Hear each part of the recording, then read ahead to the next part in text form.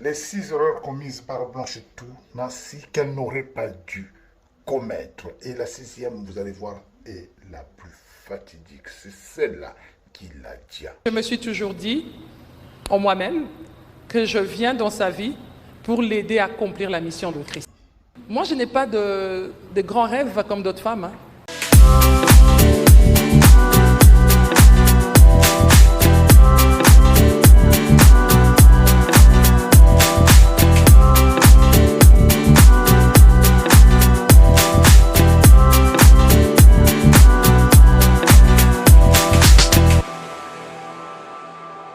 Si nous pleurons Blanche aujourd'hui, c'est parce que Blanche elle-même aurait voulu qu'elle soit pleurée aujourd'hui.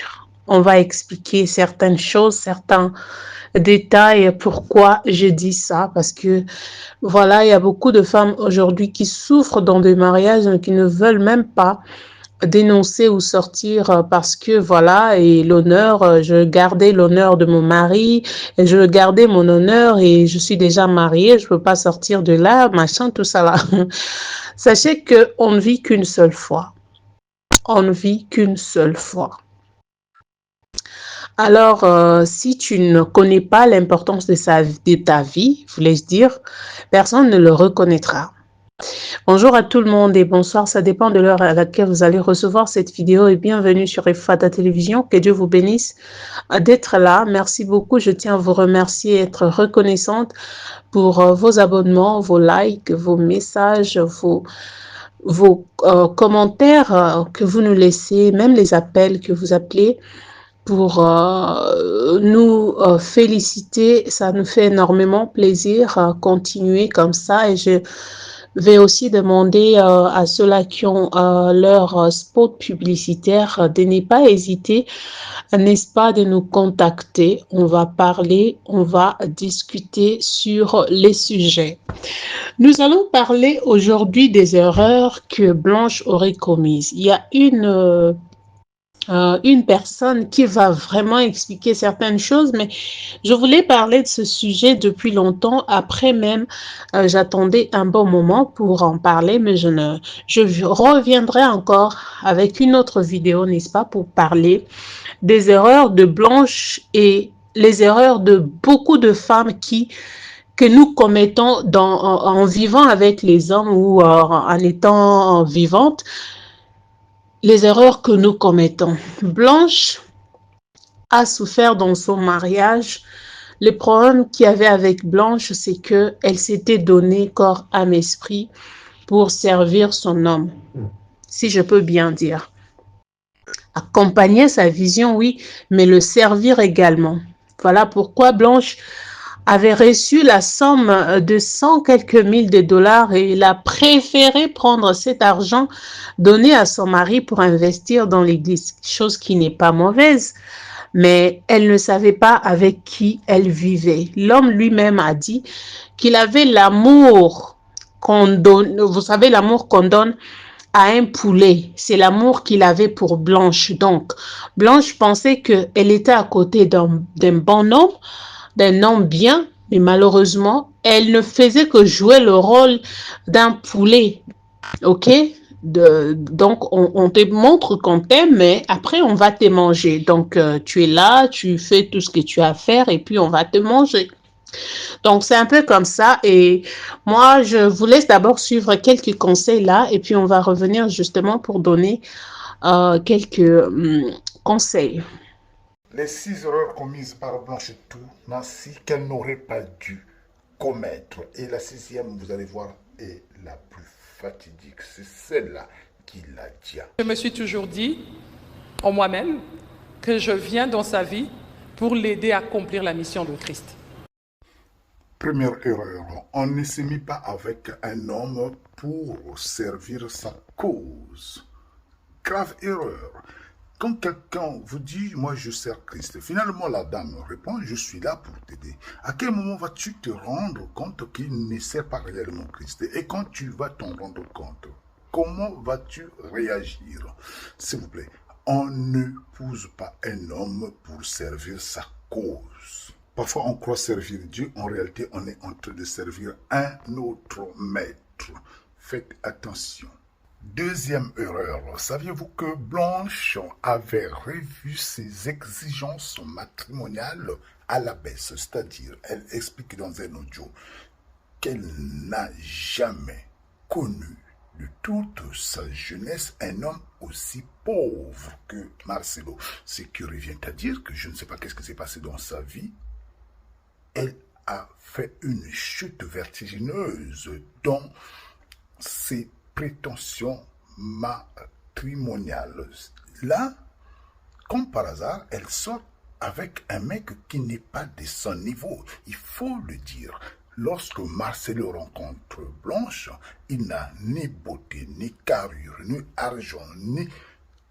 À telle enseigne que la famille de Blanche s'est opposée à leur union. Mais Blanche a tout fait pour imposer Marcelo à sa famille. Deuxième erreur, ne jamais baisser vos exigences matrimoniales. Sinon, vous perdez la valeur. Avec un peu d'expérience, souvent quand les parents s'opposent à votre union, faites très attention. Essayez un peu de les écouter. Au final, il s'avère qu'ils avaient raison, mais quand on se rend compte, il est trop tard. Troisième erreur de Blanche Tounassi. Moi, je n'ai pas de grands rêves comme d'autres femmes. En fait, elle veut dire, je n'ai pas de rêve. Dans la vie, si vous n'avez pas de rêve, vous serez obligé de travailler pour les rêves de quelqu'un d'autre. Et vous allez être son esclave. Vous lui serez soumis. Surtout lorsqu'on tombe sur un mâle alpha comme Tounassi. Il va vous terrasser. C'est un lion. Et vous devenez son objet, sa servante. Vous lui devez soumission. Voilà l'erreur. Quand on n'a pas de rêve, on n'a pas de direction, on n'a pas d'objectif. Et on est là. On attend que quelqu'un vienne faire de vous ce qu'il veut. Et c'est ce que Tounassi n'a pas hésité de faire. Il l'a manipulé. Il l'a formaté. Elle est juste devenue une servante pour Tounassi. Quatrième erreur. Vous savez que Blanche a hérité de son père une somme de 120 000 $. C'est énorme. Et elle va prendre de son héritage 100 000 $ qu'il va mettre à la disposition de Tounassi. Aujourd'hui, si vous avez 100 000 $ et vous ne savez pas quoi en faire, vous êtes... Alors, je n'ai pas envie de vous nommer, mais c'est qu'il y a un problème. 100 000 $, il y a de quoi investir, il y a de quoi devenir chef d'entreprise, il y a de quoi embaucher. On aurait pu exceller dans beaucoup de domaines. Elle a préféré juste être l'épouse de quelqu'un. Franchement, si vous n'avez pas d'ambition, ce n'est pas la peine. Lorsque Blanche donne 100 000, elle investit dans l'entreprise Église de Tounassi. Elle est actionnaire majoritaire. L'organigramme de l'Église, elle ne figure nulle part. Et pourtant, c'est elle qui est actionnaire majoritaire. C'est elle qui a mis l'argent. Aujourd'hui, l'entreprise Église de Tounassi pèse 4 à 5 millions de $. Mais dans tout ça, on ne retrouve Blanche nulle part. Elle est juste épouse. Est-ce que vous vous rendez compte? Et au niveau de la jouissance de cette richesse, du coup, elle devient gênante. À un moment donné, il faut qu'elle s'efface, qu'elle s'efface remplacer. C'est triste, hein, mais le monde est sans pitié. Si vous êtes faible, on vous bouffe. C'est comme ça, c'est la loi de la nature. Nous sommes dans la jungle. Il y a le bourreau et le proie. Soit vous êtes bourreau, soit vous êtes proie. À vous de choisir. Mais Blanche avait choisi d'être proie. Au passage, si vous avez besoin de quelques idées d'opportunités d'investissement, n'hésitez pas, vous pouvez me contacter. Du coup, nous devons savoir que d'abord, c'est nous. La vie nous appartient. C'est-à-dire que la vie que Dieu t'a donnée là, c'est ta vie à toi. Donc, il faut en prendre soin. Et Dieu même, quand il voit que la chose qu'il t'a donnée, tu la prends, tu la mets en valeur, Dieu aussi sera content. Le mariage, c'est bien. Je me suis toujours posé cette question. Qui avait dit que dans le mariage, c'est seulement l'homme qui doit faire souffrir la femme? Qui avait dit cela? Et c'est écrit où? Parce que nous voyons dans la Bible, c'est écrit, c'est demander à l'homme d'aimer sa femme. Mais cette histoire-là c'est toujours la femme qui doit être là. La femme joue les deux rôles, d'aimer, de se soumettre, de tout. Ça vient d'où? Ça vient d'où? C'est la femme qui doit aimer, c'est la femme qui doit se soumettre, c'est la femme qui doit être la maîtresse de la maison, c'est la femme qui est maman, c'est la femme qui est tout. Et même le monde d'aujourd'hui, c'est la même femme qui prend aussi le fardeau de toute la famille. Ça vient d'où? Le mariage n'est pas une prison. Le mariage n'est pas la fin du monde. Le mariage n'est pas le ciel. En tout cas, tu ne peux pas servir quelqu'un. Oui, c'est bien bon. Même avant d'épouser, d'accepter la demande de quelqu'un, il faut d'abord connaître la vision de cette personne-là. C'est vrai que c'est écrit dans la Bible que la femme, c'est l'aide de l'homme. Elle a été créée pour aider l'homme. Oui. Mais l'aider comment? C'est aussi une question qu'on doit se poser. Est-ce que aider l'homme, c'est devenir son esclave? Je ne pense pas. Je ne pense pas du tout. Alors, si Blanche